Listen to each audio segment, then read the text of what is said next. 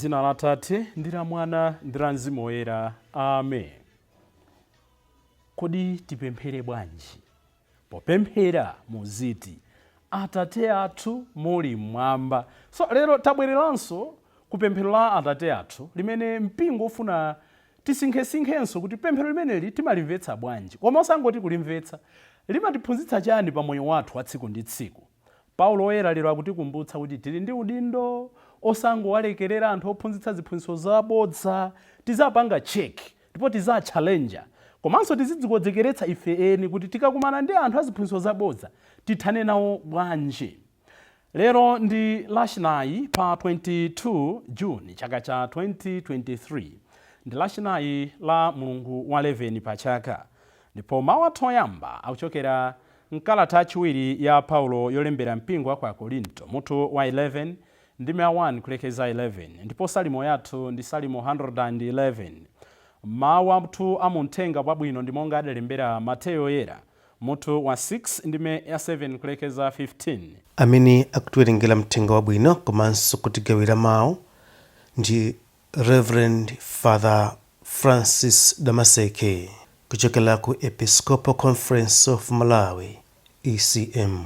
Tiyena abale ndi alongo tisinkhesinkhe limodzi. Ambuye akhale nanu. Mawu amuthenga wabwino monga adalembera Mateyu Woyera. Ulemu kwa inu Ambuye. Mutu wa 6 ndi 7 kulekeza 15. Pa nthawi yomweyo Yesu adati, pamene mukupemphera musamangobwereza mawu monga amachitira anthu akunja. Iwo amayesa kuti akamachulukitsa mawu choncho ndiye pamene Mulungu awamvere. Inu musamatero ayi, pakuti Atate anu amadziwa zimene mukusowa inu musanapemphe. N'chifukwa chake popemphera muziti, Atate athu akumwamba, dzina lanu lilemekezedwe, ufumu wanu udze, kufuna kwanu kuchitidwe monga kumwamba chomwecho pansi pano. Mutipatse ife lero chakudya chathu cha masiku onse.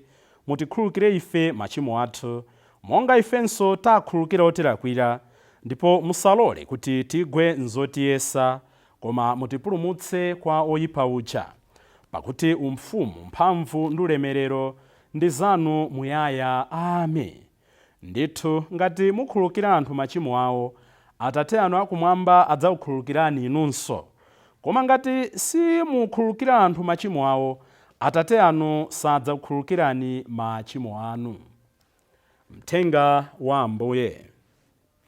Ulemu kwa inu Ambuye Yesu Khristu. Abale ndi alongo, tikupitiriza kusinkhasinkha kalata ya Paulo yachiwiri yolembera mpingo wa kwa Korinto. Monga ndinanenera sabata yatha ija, kalata imeneyi anali kuilemba kuchokera mu mzinda wa Ephesus. Kuwalembera anthu aku Korinto amene anali atalandira mwachangu anthu aziphunzitso zonama pakati pawo. Kunabwera anthu ena amene pa Chingereza amati ma Judaizers, anthu amene anali achipembedzo cha Chikhristu koma ochokera ku Chiyuda, amene amafuna kuti anthu alandire Chikhristu inde koma Chikhristu chake azichikhala ngati akanala Ayuda. Nde Paulo zamukhumudwitsa kwambiri chifukwa choti sangathe kufikapo akuwalembera kalata yotsimikiza za upostoli wake, udindo wake, komanso za chiphunzitso chake. Nde Paulo akuti wina amati akabwera kudzalalikira Yesu wina osiyana ndi amene ife tidakulalikirani, inu mmangomulekerera, kapena mukalandira mzimu wina osiyana ndi mzimu umene mudalandira kale, inu nkumaloladi. Mwinanso mukalandira uthenga wabwino osiyana ndi umene tidakulalikirani, inu nkumangovomeradi msangamsanga. Wapsatu mtima Paulo pamenepo chifukwa choti anthu akulephera udindo wawo, challenging anthu abodza amene abwera pakati pawo. Izitu zimachitika pakati pathu. Wina akangobwera ndi chiphunzitso china, inu apa mpomwera apa mposamba, nthawi yomwe timapanga shlinki mpaka kuvomereza mpaka ma ameni pamene paja, ma receive pamene paja. Ayi, mudalandira zona, mpingo dakupatsani zona, makolo ana dakupatsani zona. Polish them, grow with them. Koma chimachitika nchani? Chifukwa chonena kuti sitikhazikika m'Chikhristu chathu, timalekerera ndipo anthu amationa kuti we are weak spots. Nchifukwa amatipotoza mwachidule. Tili ndi udindo odziteteza mu chikhulupiriro chathu. Don't be quick to accept new teachings. Zimene akunena Paulo.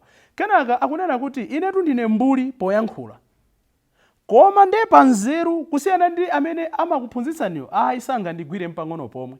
Kutanthauza kuti iwo amayankhula mothyathyalika, amangochulutsa mawu kuthwa pakamwa. Komano mkatikati mwa zoyankhula zawo munali empty noise. Paulo akunena kuti tizapanga cheki.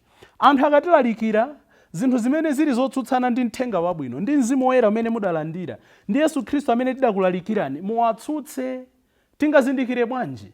Anthu amene akulalika Yesu wina, anthu amene akulalika Mzimu Woyera wina, anthu amene akulalika zosiyana ndi zimene Paulo adatiphunzitsa kapena mpingo udatiphunzitsa, ndi anthu amene amalalika migawiko, anthu amene amalalika mabodza, ndi anthu amene amalalika zosankhana mitundu, ndi anthu amene amangolalika mthenga wochita bwino, osalalikako zolapa machimo, osalalikako zotembenuka mtima, osalalikako za kuvutika, kulolera kuvutika chifukwa cha anthu ena.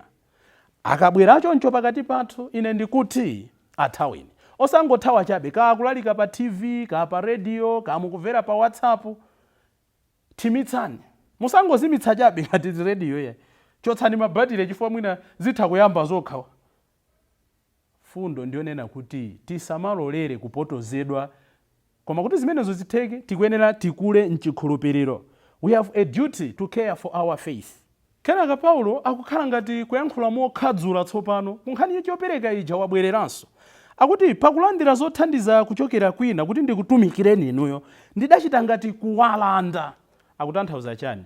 Ife amene timakhala ndi atumiki osiyanasiyana, tili ndi udindo wasamalira atumiki athu. Kandi pa center, gulupa, kandi pa parish, ansembe, asisteri, tili ndi udindo wasamalira. Koma nchifukwa chani Paulo akunena zonsezi? Akuti ndikunena izi chifukwa chokukondani. Sakubisa mawu, akuwauza zoona zimene ziwawawe mu mtima koma zili zoona. Ambiri timalimbitsana mtima ndi mawu abodza zimene zimadzapanga backfire patsogolo. Tikabwera mawu athu amuthenga wabwino, tikubwerera kupemphero lija la Atate athu. Ndipo nthawi ina tidakambirananso programu ya thunthu kwa Sabata pano pa Tiyankhule na Ambuye. Ineyi ndidalitsindika kwambiri pemphero limeneli. Mwina tingobwereza mfundo ziwiri kapena zitatu zimene tingasanthulemo mkatikati mwa pempheroli, zimene tidatsindikanso padzana. Choyambirira Ambuye Yesu akunena kuti popemphera muziti Atate athu, our Father, not my Father who art in heaven. Akutanthauza kuti pamene mukupemphera muzikhala ndi mtima onena kuti ndinu amodzi, muzikhala anthu ogwirizana. Nchifukwa mukuti Atate athu. Anthu amene timapemphera, principle yoyambirira tikangochera kuti timapemphera kwa Mulungu, tizikhala anthu oyanjana. Mzimu Woyera amatiyanjanitsa.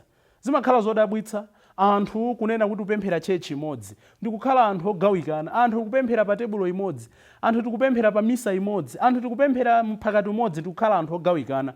Tidziwe kuti mapemphero athu ali useless before the Lord. One sign yoti mapemphero athu akufika m'manja mwa Mulungu ndiye kuyanjana. Muziti Atate athu muli mmwamba. Nchifukwa chani muli mmwamba? Kodi Mulungu ali mmwamba moka? Ayi. God is everywhere. Koma nchifukwa chani Mateyo akugwiritsa ntchito chichewa chonena kuti muli mmwamba? Ayuda nthawi imeneyo amakhulupirira kuti Mulungu amakhala ku Yerusalemu basi. Choncho akamapemphera mapemphero awo onse amayang'ana ku Yerusalemu. Zochitika zawo zonse amayang'ana ku Yerusalemu. Titha kutero pa Chingerezi kuti they domesticated God, kuti anamuweta Mulungu kuti ali ndi malo ake. Ayi. Ponena kuti muziti muli mmwamba kutanthauza kuti muli everywhere. Atate athu amene mmapezeka pena paliponse. Inde amapezeka mmakachisi athu, amapezeka mmitima mwa wina aliyense. Koma beyond above, God is everywhere. Atate athu muli mmwamba, dzina lanu liyeretsedwe. Kenaka akunena kuti ufumu wanu udze. Why? Tinanenanso padzana paja. Kodi Ambuye sangathe kubweretsa yekha ufumuwo ife osatengako gawo? Ayi. Tikamati ufumu wanu udze, Ambuye Yesu pamene pangofuna kutionetsa kuti zabwino zimene Mulungu amabweretsa pakati pathu ifeyo tizilandire. We are ready to receive it, so bring it God. Mulungu akamachita mbali yake, ifeso tizichita mbali yathu. Mulungu akamatiyeretsa, ifeso tizilolera kufuna kuyeretsedwa. Mulungu akamatidalitsa, tizikhala otsegula manja kufuna kulandira madalitso. Kenaka ndimafunanso tilingalire mawu ati mutipatse ife lero. Maversion ena amati chakudya chathu cha lero. Mateyo agwiritsa ntchito chakudya cha masiku onse. Koma mukupempha tu every day zimenezo. Kuti mukapita kuti Atate mundipatse cha lero, mawa mundipatsenso, nkudya mundipatsenso, azitipatsa every day, masiku onse azitipatsa. Chifukwa chachani? Providence. Kusonyeza kuti ndikamakhala mmoyo mwanga ndizoti ngati simundipatsa Atate, kulibenso kwina kumene ndimadalira. Ambiri timangofuna moyo odzikundikira. Kenaka tikadzikundikira ndi chuma, ndi ndalama, ndi mphamvu, kandi chani, timayamba kuyiwala kuti kuli Mulungu. munthu amene amadalira mulungu pachina chilichonse ndi munthu amene amapempha muzoswekera zake za tsiku ndi tsiku kwa ambuye wake. Titha kukhala kuti ndalama tili nazo koma tili ndi china chake chimene tikusowa. Titha kukhala kuti mwina ana chuma tili nacho koma mwina tilibe mtendere. Titha kukhala kuti mtendere tili nawo koma mwina tilibe moyo wamphamvu, moyo wathanzi. Mwina moyo wathanzi tili nawo, ndalama tili nazo koma ukapeza kuti ndife anthu amene tikulephera kukhala bwino ndi anzathu. Aliyense pakati pathu ali ndi china chake chimene atha kuchipanga substitute ndi chakudya chake cha lero, chakudya cha masiku onse amene azitipatsa ndani? Atatewo. Tapempha Ambuye tsiku la lero atisandutse amodzi, atisandutse omudalira Iye, atisandutse anthu amene tili okonzeka kulandira madalitso ake, atisandutse anthu amene tili okhululukirana wina ndi nzake. Mawu a Paulo akunena kuti tisamangowalekerera anthu ophunzitsa ziphunzitso zabodza pakati pathu. Ndikufunireni abale ndi alongo tsiku lopambana. Dzina la Atate ndi la Mwana ndi la Mzimu Woyera. Amen.